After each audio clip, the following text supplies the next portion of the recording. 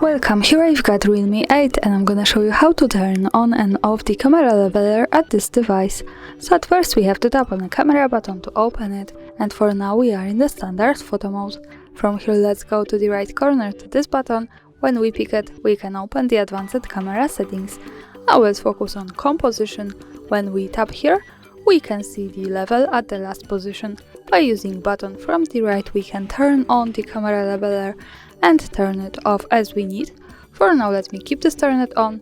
Let's move back to the camera now. And as you can see here at the center in the preview we can see it. This is useful, for example, when we want to keep our photographic topic straight at the picture and hold the device steady.